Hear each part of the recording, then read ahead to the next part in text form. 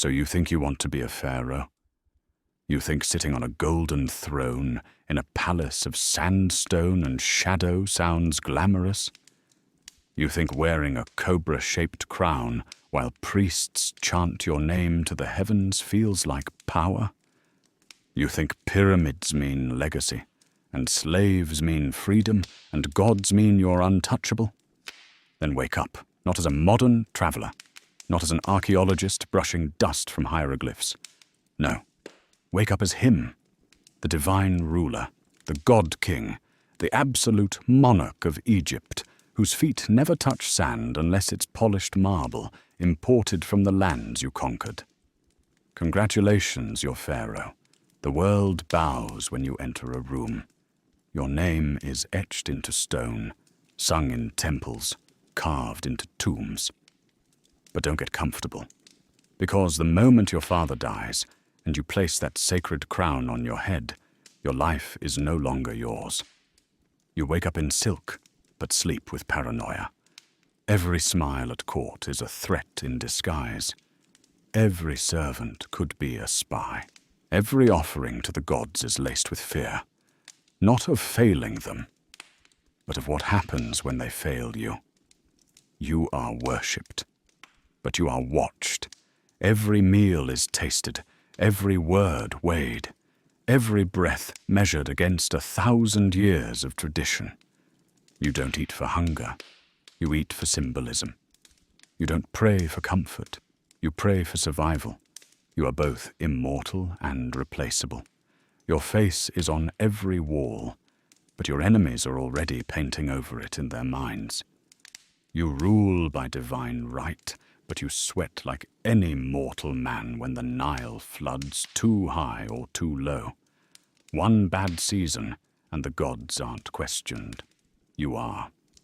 Because while you sit beneath a canopy of gold and lapis, the people look to the horizon and whisper, maybe he's not favored anymore. Maybe the gods have turned their backs. Maybe he is just a man. And if you are just a man, Pharaoh, then you are doomed. Your enemies multiply with your offerings. Your priests bleed your treasury dry. Your army worships the general behind you. Your wife smiles, but her brother's knife is closer to your throne than your own son. Yes, you have sons. Many. But only one can rule. So the others wait. They smile too. And behind their smile is the same question your enemies ask. When will he die? Your tomb is already being built before your beard finishes growing. Every stone is a promise and a threat. You are promised eternity. But you are threatened with being forgotten. If your pyramid crumbles, your soul does too. If your name is chiseled out, you vanish. You don't live for pleasure. You live for preservation. And you do not trust love. Because love cannot be taxed. Love cannot be embalmed. Love cannot raise armies. Your queens adore you, but they adore power more. Your concubines bear you heirs, but they bear no loyalty. Your children kneel, but they calculate. Everyone you see wants something from you. Gold, land, favor, your death. And yet you must smile. Smile for the people who chant your name, but weep for bread. Smile for the priests who preach your divinity, but hoard your secrets. Smile for the scribes who record your victories, but know the truth of your defeats. Your life is a performance, your every step choreographed between gods, generals, and grand deception. You sleep inside alabaster, but you dream of jackals, because even Anubis waits for you. Yes, you are divine, but the gods demand more from their children than from their enemies. They want your blood, your breath, your bones. And when you fail, not if, but when, they will take all three. And the people will not cry. They will whisper. They will say, he was great, but the next will be greater. They will forget your name unless your tomb is large enough to block out the sun. unless your monuments stretch from the desert floor to the stars, unless your sarcophagus is carved so deep that even the underworld shudders when it's opened. You don't die as Pharaoh. You prepare for death your entire life. Your tomb is your true palace. Your real bed is the stone chamber beneath the earth, where the air is still and your name echoes louder than any priest's chant. You've spent your whole life gathering gold, carving spells, preserving your liver in alabaster jars, because if even one step is wrong, just one, your soul is devoured. Not judged, eaten, by a beast with a crocodile's jaw and a lion's heart. So you recite the spells, you pay the priests, you build bigger, higher, deeper. You bury your enemies under false doors and curse stones. You embalm your pets. You sanctify your sandals. Because when your breath leaves your body, you have only what you packed. Not just gold, not just perfume, not just honey-coated figs wrapped in linen, but the words, the names, the secrets whispered into the ears of statues. If your heart is heavy, it will betray you. If your deeds are forgotten, your ghost will fade. If your tomb is plundered, your afterlife is erased. So you rule. You rule with iron and incense, with whips and wisdom, with fear and flour. You tax, you march, you sacrifice. You outlive your friends. You outlast your lovers. You outplay your rivals, but not forever. No pharaoh lives forever. You will close your eyes one night beneath the stars, and you will know they're already sealing your chamber. And you will pray, not to live again, but to be remembered. Because that's the real curse of power. Not that you die, but that someone forgets you ever lived. And if you're lucky, Pharaoh, very lucky, they'll open your tomb one day and say your name aloud. And for just one heartbeat, in the darkness of eternity, you'll be alive again. So you want to be a pharaoh? Good luck surviving your own divinity. So you think gods are born? That they descend from the heavens on golden rays, fully formed, cloaked in stars, their breath scented with myrrh and eternity? No. Gods are made, forged in silence, pressed into shape by fear, pressure, tradition, and blood. You think becoming a pharaoh begins with the crown, but it starts much earlier, in a room with no toys, no warmth, no mother's arms, just scribes and scrolls, and the constant whisper of expectations, thicker than the desert heat. Welcome to the making of a god-king. You are not born to a family. You are born to a dynasty. Your first cries echo not in a nursery, but in a throne room, where priests kneel and nobles measure the strength of your lungs like omens. They don't ask if you're healthy. They ask if you're worthy. Before you walk, you're watched. Before you speak, you're studied. Before you understand who you are, they've already told you who you're supposed to be. Divine, sacred, chosen. But you're just a child who plays with sticks carved from sandalwood. Not for fun, but because they're shaped like scepters. A child who drinks milk from gold-rimmed bowls but tastes only duty. A child who learns to bow before he learns to run. You don't get lullabies. You get hymns to Ra and lectures on lineage. You don't chase butterflies. You chase perfection. Your tutors are old, their eyes heavy with disappointment. Your lessons are long, heavy with history, gods and grammar that must never falter. You memorize the names of ancestors you never met. You learn to write with reeds that draw blood from your fingers. You learn to sit still when your bones ache. You learn to smile when your brother is praised louder than you, because there is always a brother. or a cousin, or a half-sibling who thinks their blood burns just as bright. You grow up together, but never close. Every shared meal is a test, every glance a rivalry. You train beside each other, but each sword swing carries a whisper. Only one of us will rule. And you're told it's you. Yeah, you're told that the gods chose your soul before it was born. You're told your heartbeat is aligned with the sun. You're told that when you blink, the Nile listens. But you don't feel divine.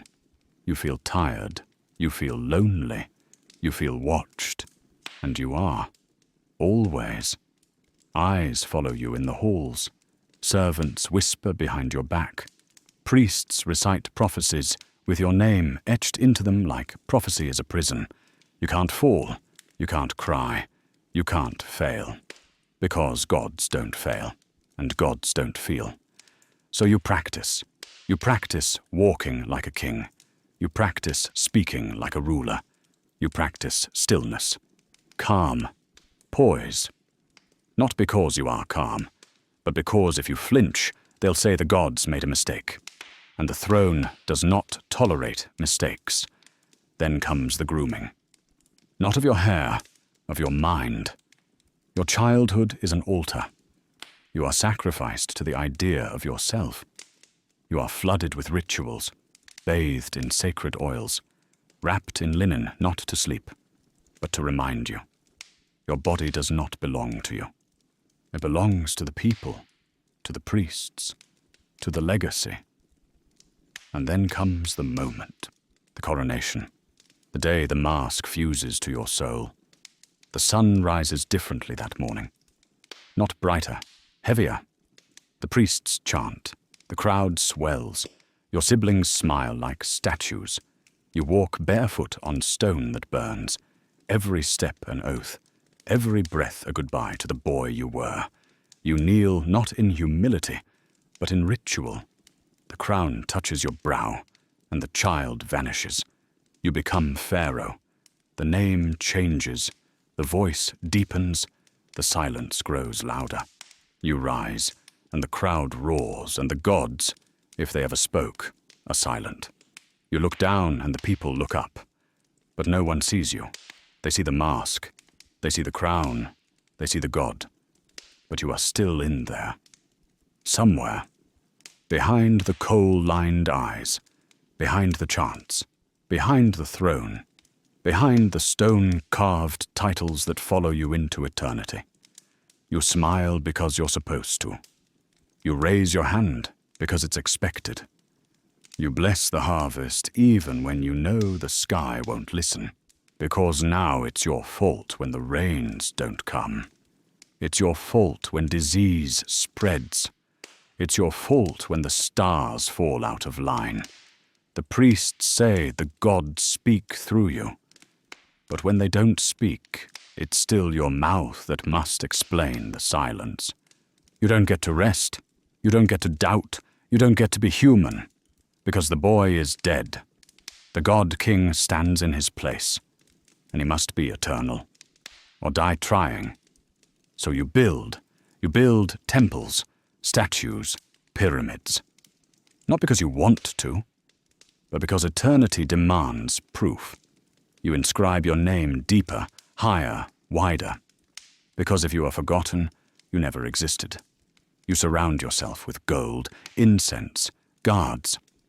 But none of it protects you from the truth. Gods don't sleep. And neither do kings.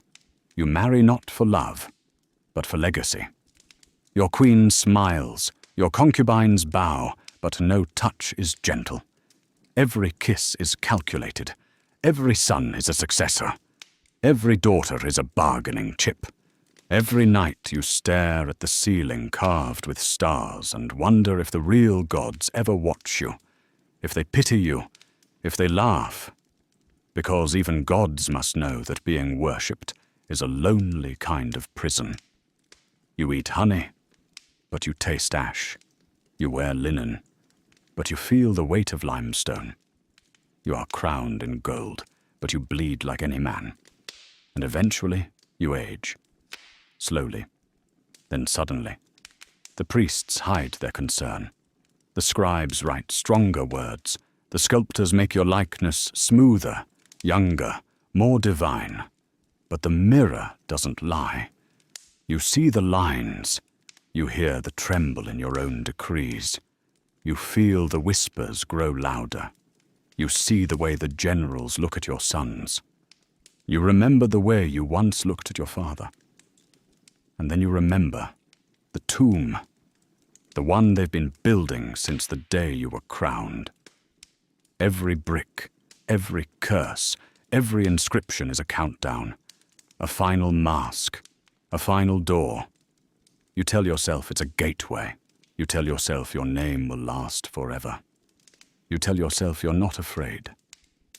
But gods made of stone still crumble, and kings made of fear still bleed. So you sit on your throne, stiff-backed, weary-eyed, heart thundering like war drums inside your chest. And you wonder, was it worth it? Was becoming a god-king worth becoming a shadow? Was perfection worth the price of peace? Was power worth the death of the boy you once were? The answer never comes, because gods don't ask, and kings don't cry. So you rise, one more time, one last decree, one final smile, because in the end, the making of a god-king isn't about glory, it's about endurance. And when the tomb closes, when the stone is sealed, when the world moves on, only one question will remain carved in the silence. Did you leave enough behind to be remembered? Or did the gods forget their own creation? You think the palace is a sanctuary. It is not.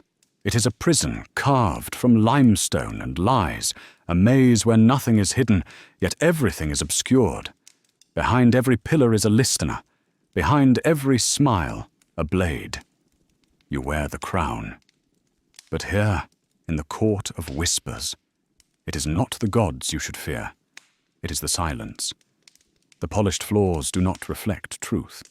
They reflect masks, hundreds of them, painted with calm, dipped in obedience, polished with submission.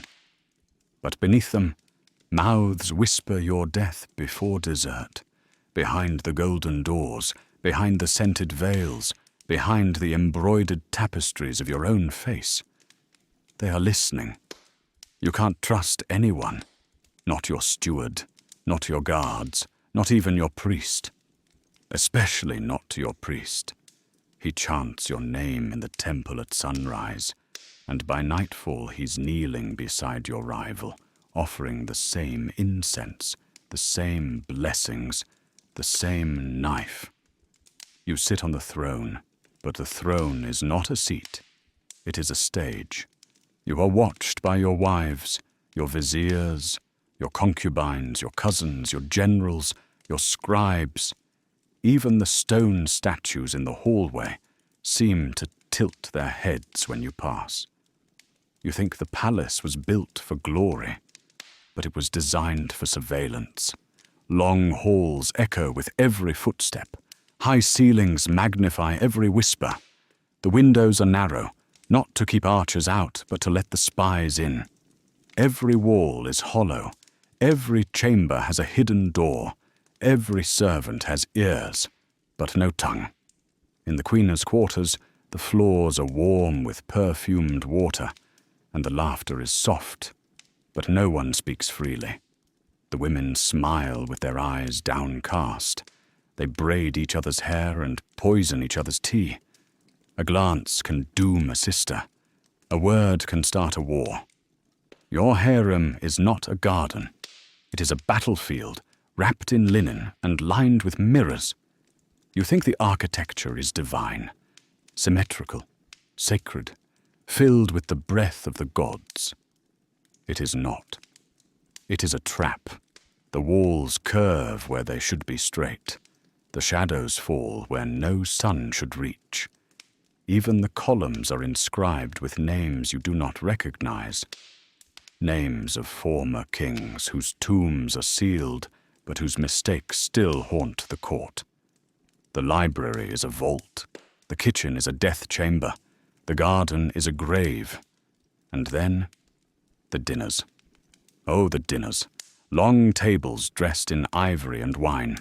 Silver bowls with honey-glazed figs and roasted goose. Goblets passed with a bow, with a flick of the wrist, with a stare too long. You raise the cup and everyone watches. Not your toast, your hand, does it tremble? Do you hesitate? Is that cough normal? You sip, slowly, carefully. You do not die, not tonight, but tomorrow. Perhaps the food is not seasoned with salt. It is laced with diplomacy and diluted suspicion. You eat in silence because to speak is to reveal. You eat slowly because to rush is to forget the rules. You do not smile. Smiles mean secrets. You do not frown. Frowns mean weakness. You eat like a god among statues, while the real gods avert their eyes. Your chief scribe writes down your words. Your chief vizier repeats them to someone else, and your own shadow leaves the hall before you do, to whisper your secrets ahead of you. You return to your chambers. You wash your hands in rose water. You burn myrrh to chase away the evil spirits. But the spirits are not in the smoke. They are in the walls. You look in the mirror. Your face is still there, but your eyes do not belong to you anymore. They belong to the court. They belong to the masks. And you realize you are not Pharaoh here. You are not a man. You are a symbol, a silhouette, a voice in a ritual. The masks do not serve you. You serve them.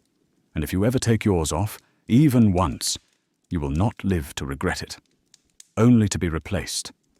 You think you understand the harem, the silks, the perfumes, the singing behind golden doors. But you don't. This is not a sanctuary. It is a battlefield, a war of whispers, smiles, incense, and perfectly timed betrayals. You are told you will be the great wife, the queen of queens, mother of the air, divine consort to the living God. But no one tells you about the other women, the hundreds, the nameless, the beautiful, the forgotten. They do not wear crowns, but they wear intentions. They are not painted in history, but they paint your downfall with every glance. You sit in the center, wrapped in lapis and linen, but you feel the tension like a blade beneath your ribs. Every step you take echoes through halls that remember footsteps of rivals. Every chamber smells of rose water, but under it, venom. Because here, love does not exist. Only leverage, only sons, only survival. You are not chosen because you are adored. You are chosen because you are useful. Your body becomes diplomacy. Your womb becomes policy. Your voice becomes silence, unless it flatters or deceives. The Pharaoh is your husband in name. In truth, he is a flame, and every woman around you holds a drop of oil or a gust of wind.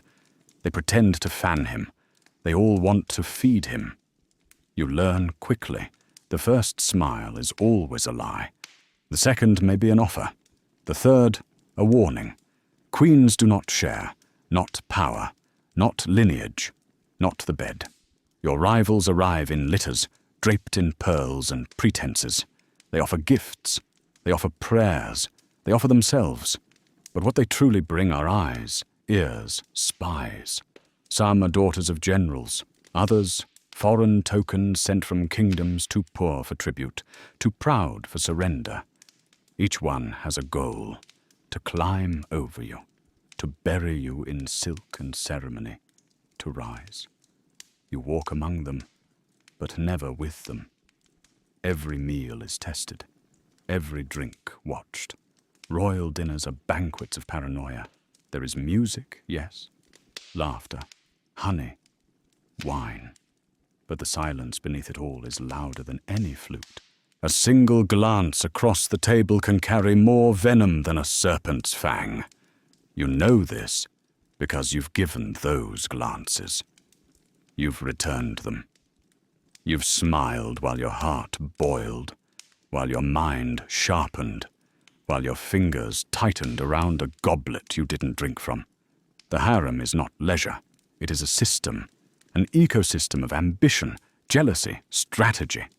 There are no rules, only unspoken laws. And the first is this: birth a son or be forgotten. The second, never trust a woman who kneels too easily. The third, the moment you feel safe, you are already dying. There were queens before you who ruled with nothing but charm and cruelty. Some wept in private and ruled in public.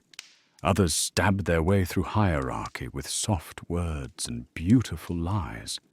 A few survived long enough to whisper to their grandsons from behind veils of dignity and fear. You try to learn from them. You study the way they move, the way they tilt their heads, the way they never let the Pharaoh see them blood. And you wonder, will they remember you? Or will you be one of the unnamed? A painted figure on a tomb wall, smiling beside a man who never knew your true name. You write letters in scented ink, but they are not love letters. They are traps, invitations, warnings. You give bracelets to your rivals' daughters, knowing the metal will whisper through the halls. You befriend priestesses, gift amulets to scribes, bribe servants. You do what you must, because behind the limestone walls there are no rules, only the hierarchy of fear. The Great Wife is not a romantic title. It is a crown made of glass, beautiful, dangerous, easy to shatter. And you wear it with grace, because if you do not, someone else will. The palace may be ruled by the Pharaoh, but his court is ruled by women. Women who bow and bite, who sing and spy, who kiss and kill. Women like you, women worse than you, and women who were once better, but are now dead. You are Pharaoh, not just ruler of men, but master of measure, weight, water, and time. You do not merely own land. You own reality. You own the horizon, the flood, the harvest. You are the mouth through which the Nile speaks. The gods gave you power, or so you let the people believe. But what they gave you more than anything was wealth. Gold that glows like the sun, grain that smells like life, glory that rots in silence when it is not seen. You sit on a throne made of cedar shipped from across the sea and inlaid with ivory carved from elephants whose names no one remembers. The floor beneath your feet was stolen, offered, mined, bled. Everything you see, taste, wear, or walk on, it belongs to you. Not just the palaces and the pyramids, not just the temples or tombs. No, every brick, every ox, every field and reed and raft, yours. Every sack of wheat tied shut at the edge of a floodplain belongs to you before it ever touches the hands that harvested it. Every vineyard pressed by broken backs in the valley sings your name even when your name is cursed. You own the gold that clings to your arms and the shackles that hold your laborers in the heat. Your wealth is measured not in coins, but in silence, in submission, in the way thousands bow without looking up, in the way your treasuries echo with the emptiness of things that were once alive. Because wealth in Egypt is not found in markets, it is found in fear. And you, Pharaoh, are very rich. You do not tax like a merchant. You extract like a god. The scribes come first. They count, they record, they judge. They wear white linen and cold expressions. They do not smile. They do not blink. They walk from house to house with lists longer than mercy. They ask how many sons a man has, how many goats, how much barley, how many hours he can labor before collapsing. They write it all. And then the priest arrives. He does not ask. he demands. Not in his own name, but in yours. Because you are Ra's vessel, Horus made flesh, and when you need wheat, it is not for yourself. It is for the divine balance of the world. To deny you is to insult the gods. To cheat you is to starve the afterlife. You do not beg. You threaten with eternal drought, with withered crops, with divine silence. And it works. Because the people fear your words more than famine. They pay in full, even when their own bellies hollow, even when the granaries burst with your reserves and their children eat dust and hope. You are not cruel, but the system is, and you are the system. You do not see faces. You see numbers, measures, quotas. Your priests say that the gods require offerings, bulls, honey, incense, bread, blood. You provide all. Because wealth is not about abundance. It is about control. Your temples rise like mountains from the plains, taller, grander, cleaner than any home. Their walls are gold-washed, their columns wider than trees, their roofs so high that even silence echoes. But they are built with hands that bleed. Slave hands, captives from Nubia, from Libya, from Canaan, dragged in chains, housed in dust, buried in sand. Their backs bend so yours can stand straight. Their sweat soaks the mortar between stones that will one day bear your name. They die without markers. They die for your immortality. And when they do, you do not mourn. You build higher. Because a pharaoh's name must stretch further than his life. Your wealth is reputation. If you do not build, you are forgotten. And to be forgotten is worse than death. So you command. You order. You demand that the Nile rise, that the gods answer, that the workers work. You light incense. You perform ritual. But it is their labor that ensures your legacy, even if you never speak their names. You sit in the hall of offerings, surrounded by gold chalices, leopard skin priests, baskets of figs, jars of beer, slabs of beef. You are rich enough to feed gods. Every feast is a display. Every banquet an altar to yourself. But you do not feel full, because you do not eat for hunger. You eat for politics. You eat for tradition. You sip wine while others starve. And the wine tastes like expectation, like performance, like dust. You are never satisfied, because satisfaction is weakness. Your cup is always refilled, your plate always replenished. But your mind never rests. What if the harvest fails? What if the priests plot? What if your sun takes too long to grow strong? What if the grain rots in the granaries before it is taxed? What if the gods are watching and waiting for your failure?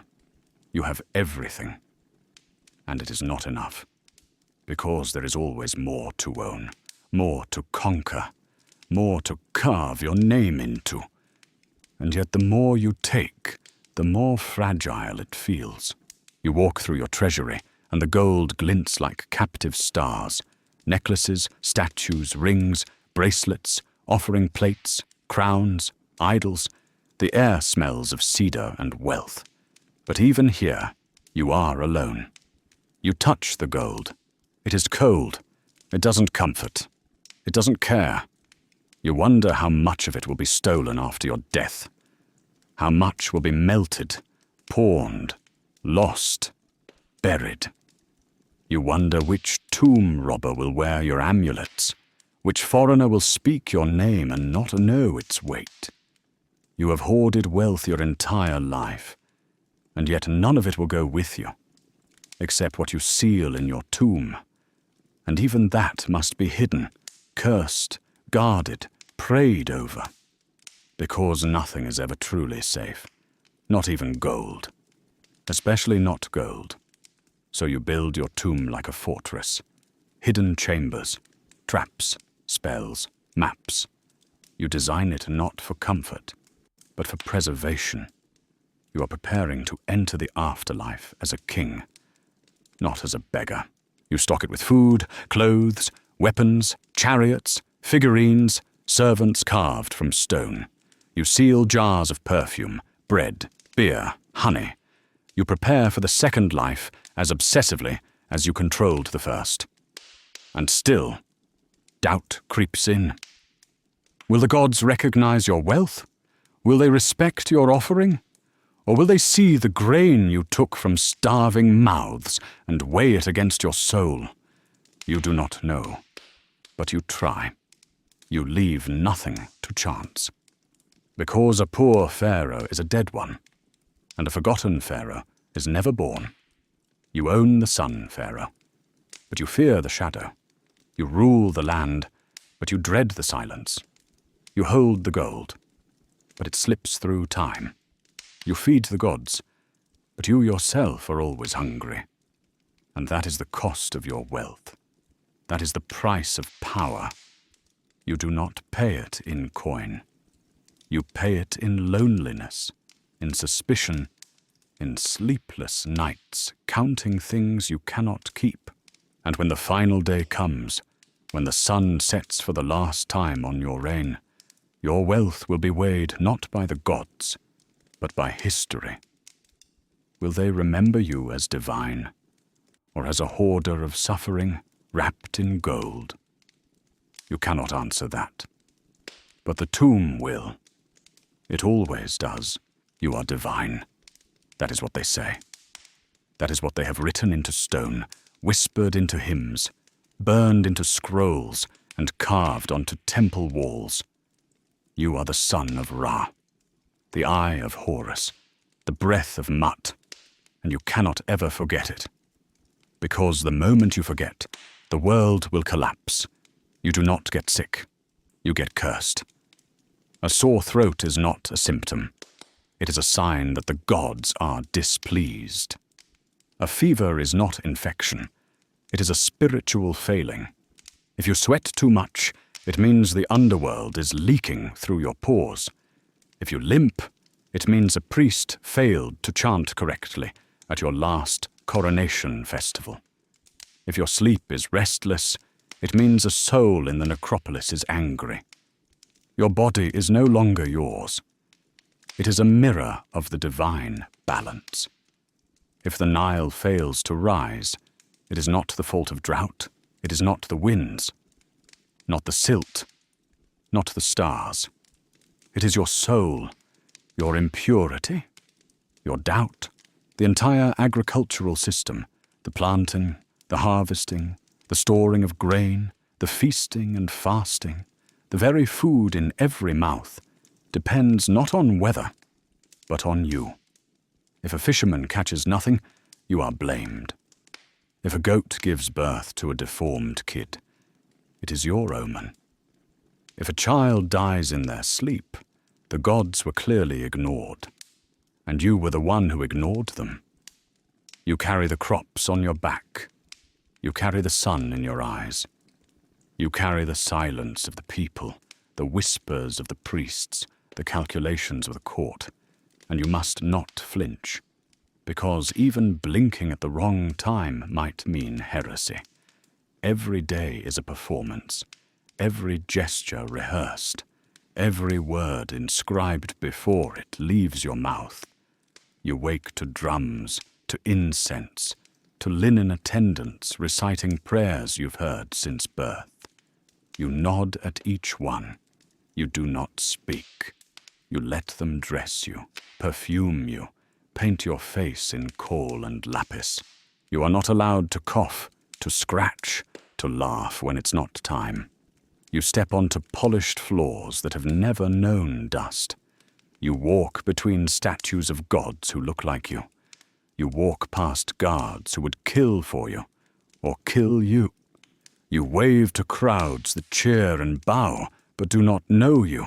You nod to wives who smile, but sharpen knives behind silken sleeves.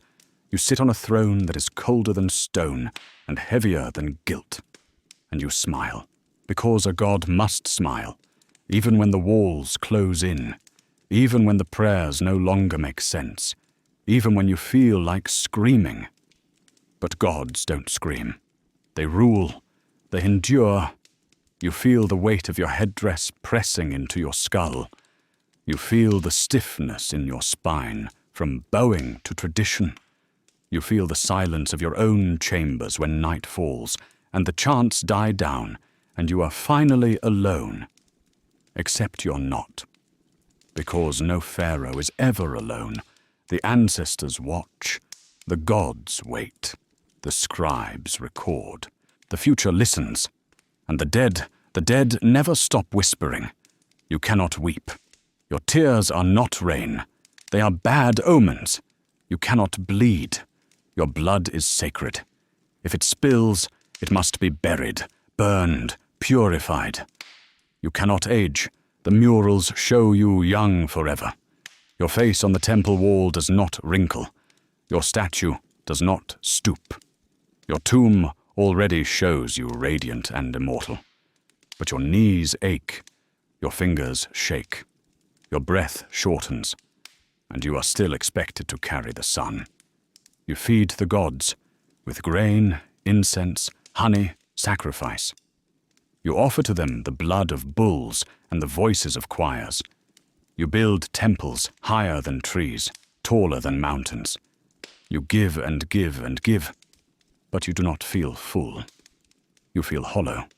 You feast at golden tables, surrounded by offerings, but you taste only ash.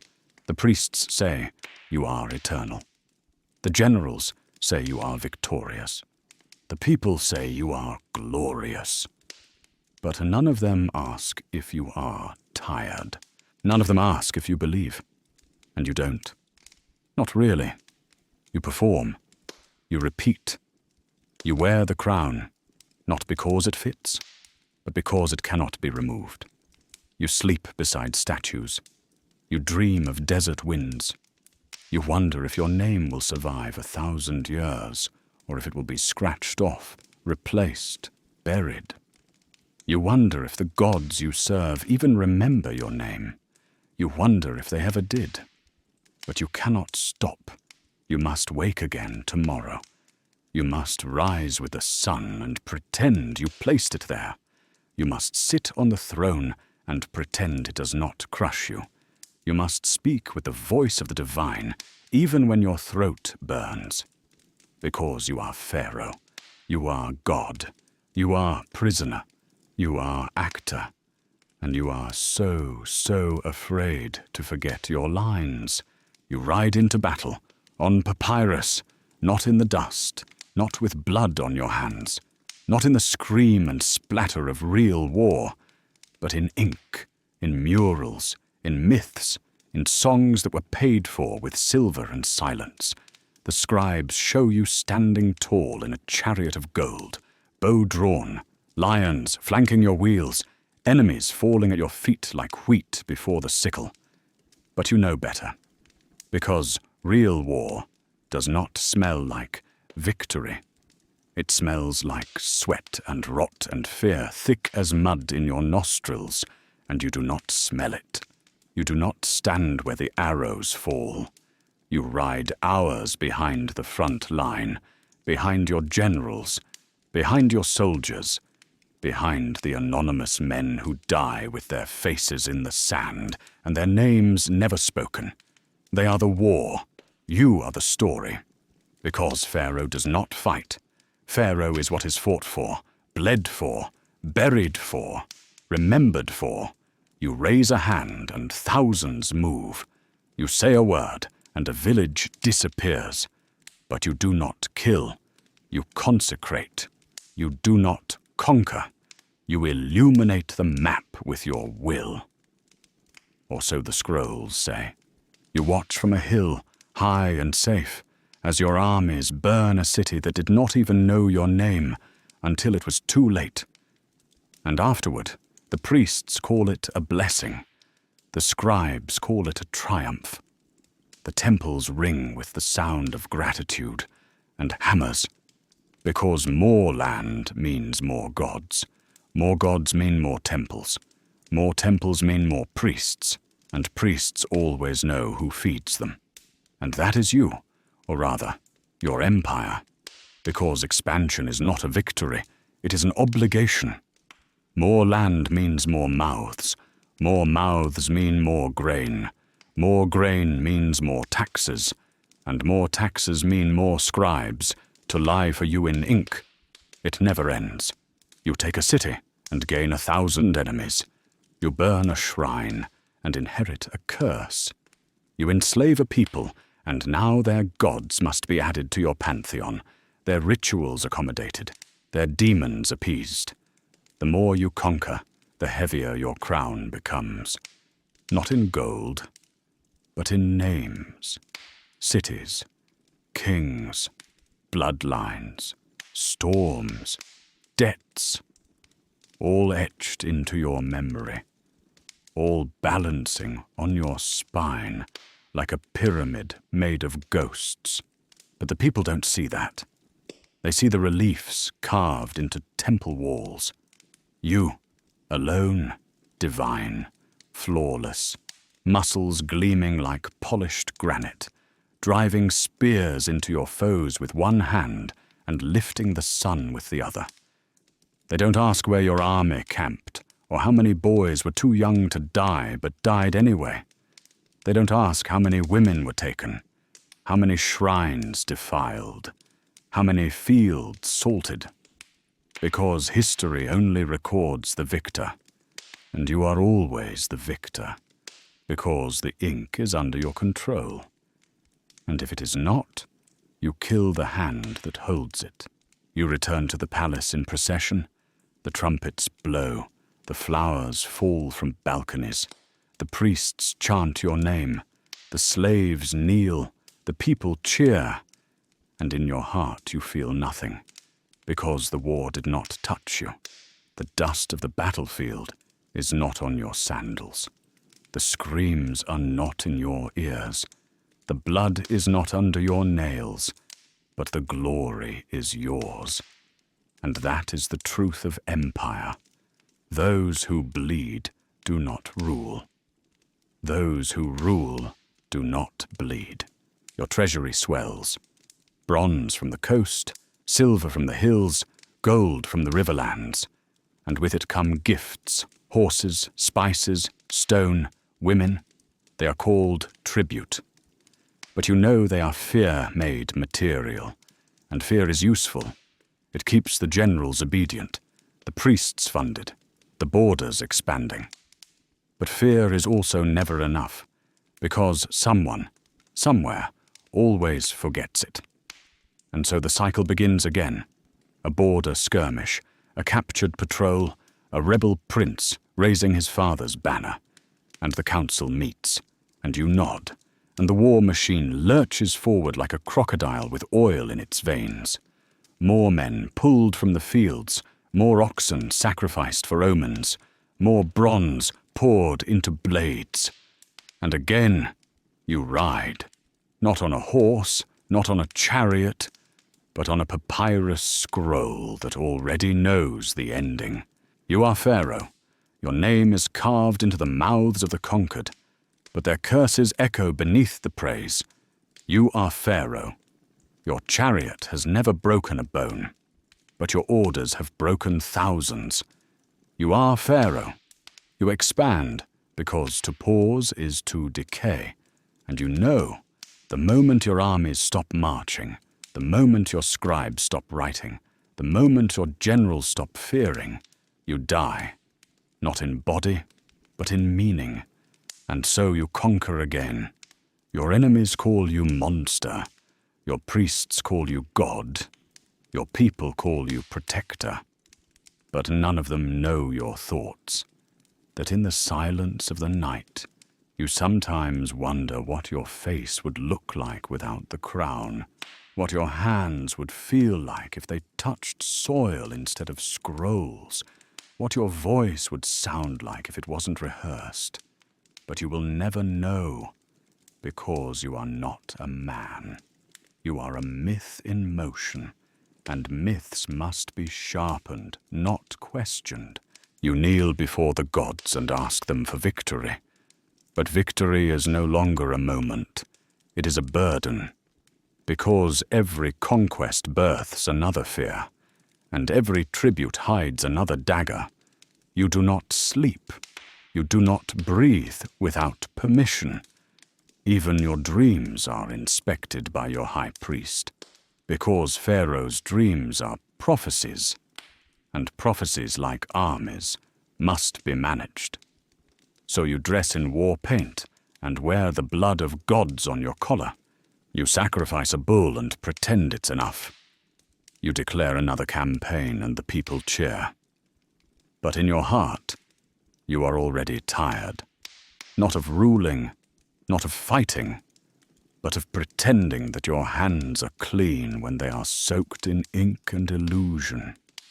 You are Pharaoh, the conqueror, the beloved of gods, the killer of cities, the name on lips and tombs, and still you are just one bad harvest away from being a corpse painted as a statue. And when you die, because even gods die, the scrolls will lie one final time. They will say you fought with courage, ruled with mercy, won with glory. They will paint your arms larger than they were, your enemies smaller than they felt, your victories cleaner than they came. They will build your tomb high, seal it deep, fill it with gold and guilt and guesses, and somewhere, centuries later, someone will dig it open, hold your mask to the light, and say, "This man was powerful," and they will never know what it cost you. You are Pharaoh, not just a king, not just a ruler, but the living node in a machine older than memory, a breathing glyph encoded into the body of a nation that worships shadows and obeys symbols. You think you command the kingdom, but what you truly govern is illusion. Myth makes you immortal before you die. It crawls into the mouths of your people, into the scripts of your scribes, into the stone and soil of your monuments, and it rewrites the truth until even you begin to believe the fiction carved in your name. You rise each morning not as a man, but as a vessel, a voice, a walking ritual, and every breath you take echoes 1,000 years of lies dressed in linen. Your hands are not yours. They are animated by myth. Your face is not yours. It has been reconstructed by the imagination of those who need you to be more than real, who need you to be divine, distant, flawless, untouchable. The priests bow before you, but do not mistake that for submission. They do not serve. They orchestrate. They do not pray. They program. Every chant, every hymn, every incense trail drifting up into the sunlit dome of the temple is a line of code in a system designed to control thought, shape belief, bend reality to a script they wrote before you were born. They tell you what the gods say, but the gods never speak. The gods are silent, and so the priests speak louder, and through them you speak, but not with your own voice. Ritual surrounds you like a fog. It dictates when you wake, what you wear, how you walk, what words lave your lips and which ones die behind your teeth. You are not free. You are sacred, and sacredness is a gilded prison. Every public gesture is choreographed, every divine decree rehearsed. The people do not know you. They know your myth.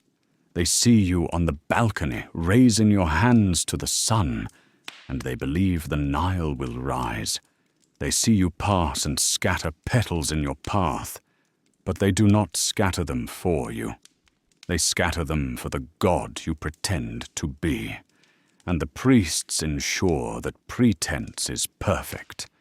They guard it more fiercely than your armies guard your borders, because your body is not the key to power. Your myth is. If you break character, the entire system shakes. If you doubt, the air thickens.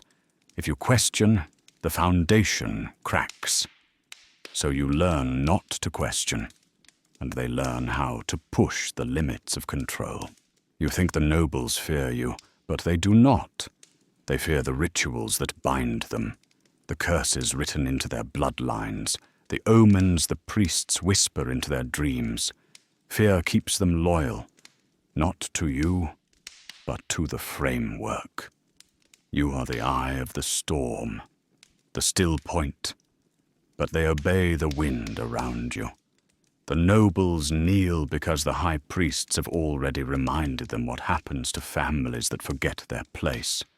And you watch your court bow low during ceremonies, whisper rumors during feasts, and blink too slowly when you speak. And you realize eventually that you are not the chess master. You are the pawn in a very holy, very silent war of minds. The priests do not kill with swords. They kill with rituals. They kill with absence. The absence of your name in tomorrow's prayer. The absence of your statue in a future temple. The absence of your legacy in their carefully copied scrolls. If they erase you from the myth, you are as dead as the lowest peasant crushed beneath your construction projects. And so you feed them, with gold, with land, with titles, with fear. You pretend you are in control, but they keep the calendar. They keep the gods awake.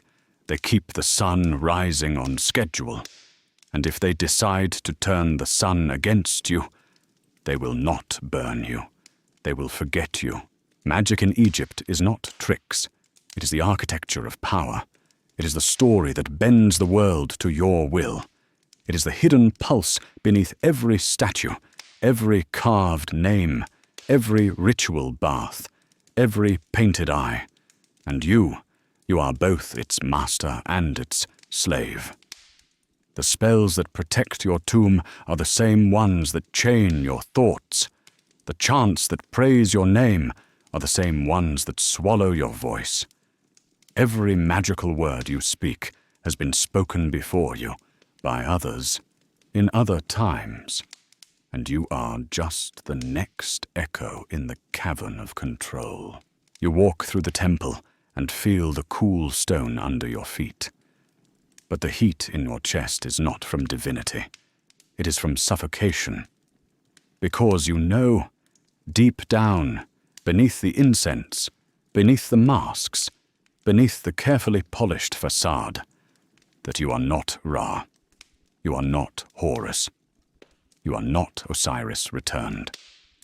You are a man pretending to be myth, because the myth is the only thing keeping the empire standing. And you perform every day, without flaw, because if you don't, the whole illusion unravels, and the priests will not let it unravel. They will protect the system, not you. You are replaceable. Your name may be carved, but stone erodes. Your tomb may be built, but sand shifts. The only true immortal in Egypt is belief, and belief must be guarded like gold.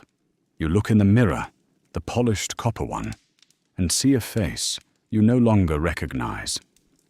Not because it has aged, but because it has disappeared, replaced by symbols, consumed by scripts, rebuilt in prophecy. You touch your skin and wonder when you last felt the world as yourself. You speak your name and wonder if it is yours anymore, or if it belongs to the god mask sewn into your soul by generations of handlers. And still you smile. Still you raise your hands at sunrise. Still you bless the grain and recite the script. Because the myth is bigger than the truth. And the truth is that you have no control. The control belongs to the magic, and the magic belongs to the myth, and the myth belongs to the system, and the system does not care who you are, only that you behave like a god until the moment you die. and become one in stone. You begin designing your tomb before your first scar, before your voice deepens, before you understand what death even means. They tell you you are divine, that your soul will live forever, that your name will echo through stone and starlight long after your bones have turned to dust. But only if you earn it. Only if you build the place where your second life begins. Only if you plan your death with more care than your life. You are Pharaoh, and pharaohs do not simply die. They transition, transform, transcend. And so from the moment the crown touches your head, you are living under the shadow of the tomb that will one day consume you. Your architects are summoned not to build your palace, but to begin your burial. Your priests do not speak of endings.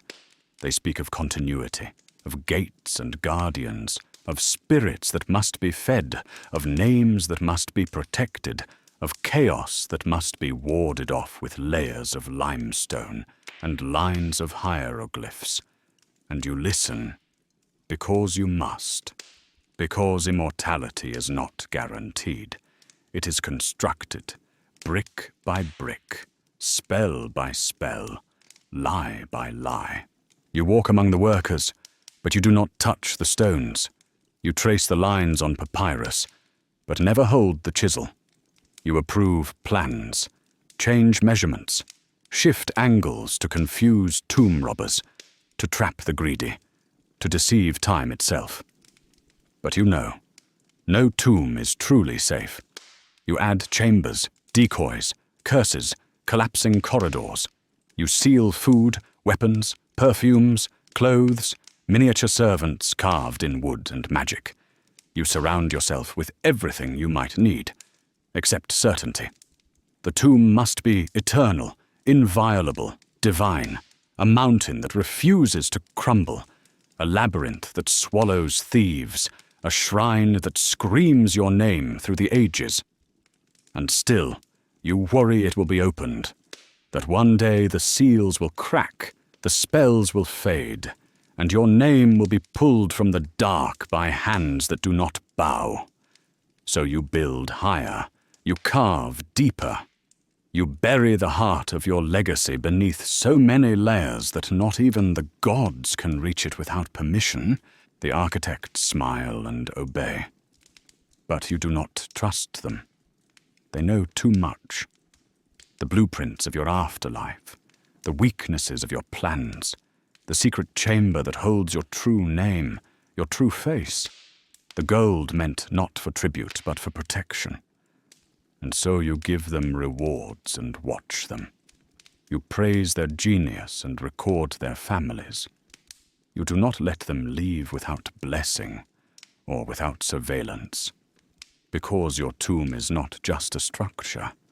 It is a confession, a map of your mind, a vault of your fears, and if it falls into the wrong hands, you are undone. Your wealth, your splendor, your victories, all of it goes underground. The gold that once dripped from your arms, the crowns that pressed your temples, the amulets that pulsed against your chest. Now they rest in silence, sealed behind false doors and curses, guarded by nothing but superstition and stone. You give away your life, piece by piece, placing it in jars, in crates within crates, wrapped in cloth, buried in codes, never to be touched again, not even by you. Because the Pharaoh does not own gold. The tomb does. The Pharaoh does not own legacy. The scribes do. You lie awake at night and wonder, will they remember me? Not the generals, not the concubines, not the priests, but the people beyond the future, the ones who haven't been born, the ones who will walk among ruins and point at carvings and guess what kind of man you were. Will they call you tyrant, savior, liar, God, or will they see your face and say nothing at all? Because that is the terror you cannot shake, not death, but forgetfulness. To die is natural. To vanish is failure. So you have your scribes carve your name into every wall, every temple, every statue. You stamp it on coins, on bricks, on jars of beer. You have it sung in every festival, repeated in every prayer, etched into every coffin you commission for your descendants. You order your image painted on boats, on chairs, on sandals, because if your name fades, your soul fades with it. If no one speaks your name, you are not asleep. You are erased. And still, the tomb looms. They tell you it is nearly finished, the corridors complete, the sarcophagus polished, the guardian statues placed, the spells burned into stone, and you nod and you smile, and you add another chamber, just in case, because you do not trust time or men or gods. You only trust preparation. Your body is still strong, but your tomb is stronger. Your voice still commands. But one day it will fall silent, and the walls must speak for you. You walk through the valley and see the tombs of your ancestors, some cracked open, looted, forgotten, others hidden still, their names intact, their souls still breathing in the shadows, and you feel the pressure rise in your chest, to outbuild, to outlast, to outshine, because you were not born to live. You were born to be remembered. And when that day comes, the day they close the final door, seal the final curse, wrap your face in linen, chant your name for the last time with breath. What then? Will your name rise like smoke into the stars, or sink beneath the sand with everything you hoarded? You will not know. But you built for that question. You lived for that doubt. You carved yourself into eternity just to challenge it. And in the end, your tomb will stand, silent, cold, vast. And if the name above it endures, so do you. If not, then all of it was a beautiful, golden lie. You ruled with the strength of the sun once. Your voice parted crowds, shook temples, summoned armies. Your eyes were sharp enough to read lies in a glance, and your presence alone was a verdict. But time does not kneel to gods. It waits, it watches, and then it begins to peel you apart. Age weakens your voice and strengthens your enemies. Your steps slow, your hands tremble, your sleep turns shallow. The court pretends not to notice, but they do.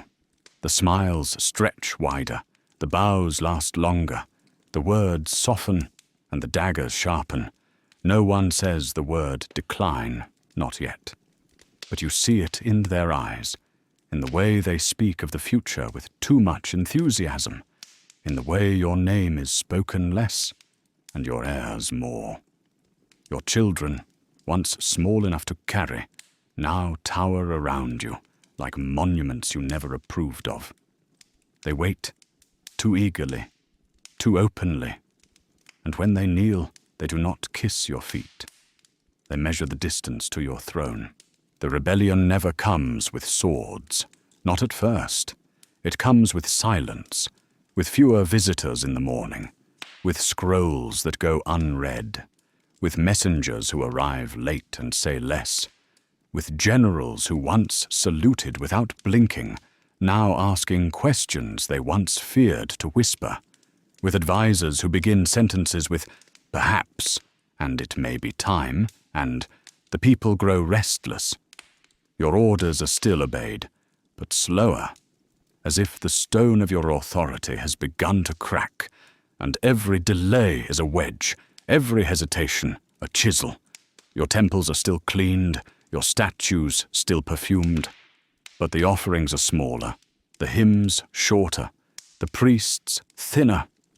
They say it is the economy, the season, the gods, but you know it is you. The nobles speak your name with respect, but they smile more when you leave the room. Your harem is still full, but the laughter no longer waits for you to enter. And your scribes, the ones who once carved your victories into stone, now spend more time writing about your successor. They say your name will last forever, but the stone is already being erased, not with blades, but with indifference, with dust, with time, with new stories rising to cover the old. Your children want your crown before your funeral. They dress in gold, but they wear ambition. They call you father, but they think Pharaoh. They ask about your health more often, but not from concern. They argue in whispers, hold meetings without your blessing, make decisions they present as favors. You watch them carefully, but your vision blurs. You try to hold the center, but the center has shifted. You are not the sun anymore. You are the shadow it casts. You remember your youth, the fire in your chest, the days when your voice could silence a room, the nights when your name filled mouths like prayer. Now your name is used in comparison, not reverence. Now your servants walk faster past your doors. Now your generals look more to the horizon than to the throne. Now your legacy is a conversation, not a certainty. The rebellions begin not in cities, but in hearts, in the quiet fury of the overtaxed farmer, in the silent hatred of the border guard who buries his son without grain, in the narrowed eyes of your youngest son who waits longer than he should to bow, in the shifting loyalties of temple priests who start honoring gods you didn't approve of. You sense it, like a storm far off, not yet heard, but already smelled. The air thickens, the court chills, and your counselors talk more of festivals, never of threats. That is how you know they lie. You try to regain control. You issue decrees. You summon oaths. You gift and punish and pray. But it's different now. The fear is gone. The awe faded. The obedience conditional. They weigh your commands against their future, and more often they choose the latter. Your tomb is nearly finished, your likeness carved, your name inscribed, your treasures counted. You walk its halls, and it feels more real than your palace, more permanent, more honest. Because here, in the silence of your stone double, there is no rebellion, only preservation. But even that is not certain. You think of the tombs cracked open, of the names chiseled out, of the pharaohs whose memory is spoken only by thieves and archaeologists, and you wonder, will yours be next? You try to write new laws, but no one reads them. You summon generals. They arrive late. You bless your son, and he does not meet your eyes. You command a festival in your name, and it is smaller than last year's. The people come, but they do not chant. They eat, they dance, they drink, but they do not worship. And you stand behind the curtain, watching, feeling your name shrink under the weight of their forgetfulness. You know now that fall does not mean collapse. It means erosion. It means watching yourself become the background of your own story. It means hearing your achievements reduced to rumors. Your face become decorative. Your words become tolerated. Your presence become inconvenient. And when the end comes, it won't be dramatic. It will be quiet. Your final order will be acknowledged with a nod. Your final breath will be witnessed by servants who have already pledged loyalty to another. Your body will be wrapped, carried, entombed, and outside the court will move on. The throne will be polished for someone else. Your name will be read aloud once more, then less often, then only on holidays, then not at all. and the walls you built will fade, the gold will dull, the glory will peel. And maybe, just maybe, a traveller, centuries from now, will find your tomb, read your name aloud, and ask, who was he? And that will be the only question that remains.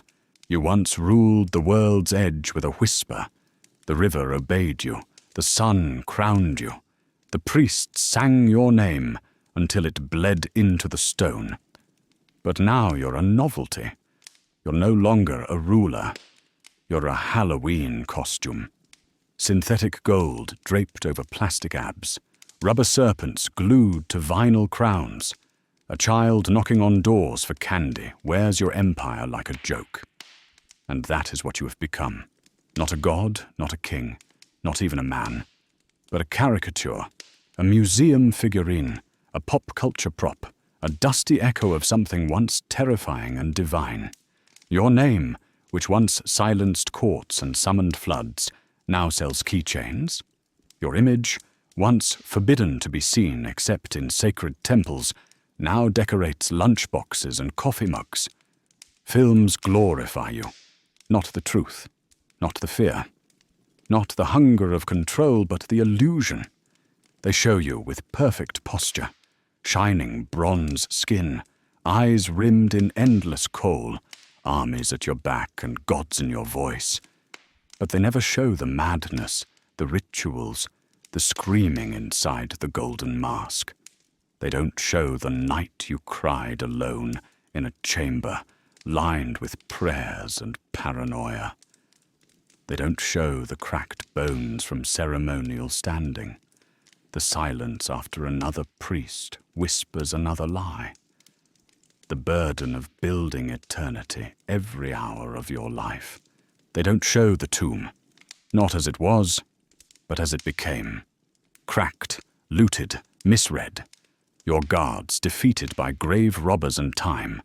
Your curses sold to tourists on T-shirts. The spell that cost a scribe his eyesight, now translated for museum placards next to vending machines. Your heart weighed against a feather, now weighs nothing to anyone but collectors. Your gold stolen, melted, melted again, worn as earrings at dinner parties by people who do not know your name, who call you Tut or the Mummy Guy, and laugh without consequence. You were once too holy to be touched. Now you are passed from gloved hand to gloved hand under fluorescent lights, stripped, scanned, measured, displayed, mispronounced. The mummy is more famous than the man. The linen, the riddle, the mystery, these things survive. But the choices, the scars, the voice, they're gone. You once made nations kneel. Now you lie in a glass box, and they lean over you with cameras and snacks, calling each other to look at the teeth of a dead god. And when they speak of you, they speak in theories. They guess your age, your cause of death, your favorite foods. And they get it wrong. And no one corrects them, because you can't. Because your voice has been silent for too long. Because your body was never buried. It was interrupted.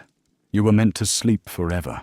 Now you're awakened for marketing cycles and seasonal exhibitions. Your afterlife was supposed to begin behind stone and secrecy. Instead, it began in shipping crates and catalogue numbers.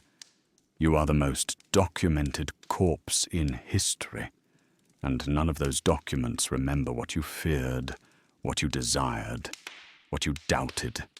They know your skull size, your jaw shape, the placement of your internal organs, but not your nightmares, not your ambitions, not the weight of your silence as the court shifted away from your fading breath.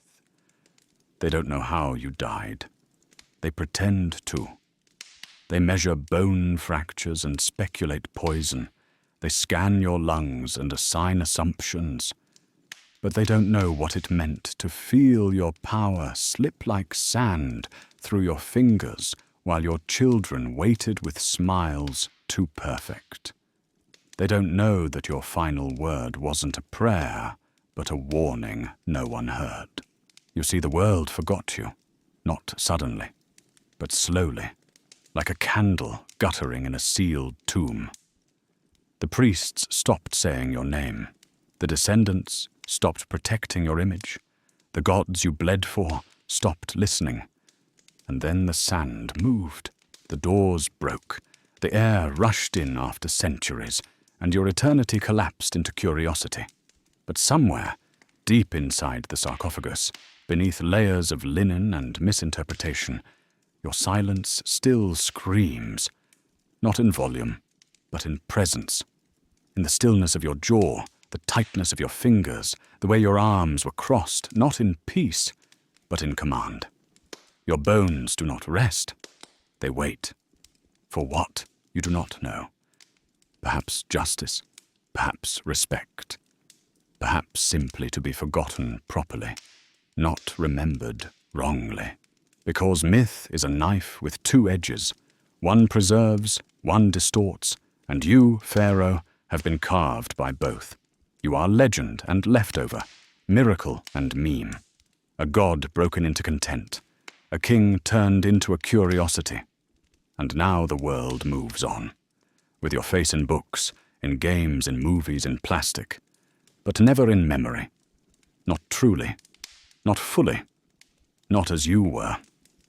And that is the final desecration, not being stolen, not being opened, not being mocked, but being misunderstood forever, while the real you lies still, unseen, beneath the weight of time and the echo of a name no one gets quite right. So, you still want to be a pharaoh?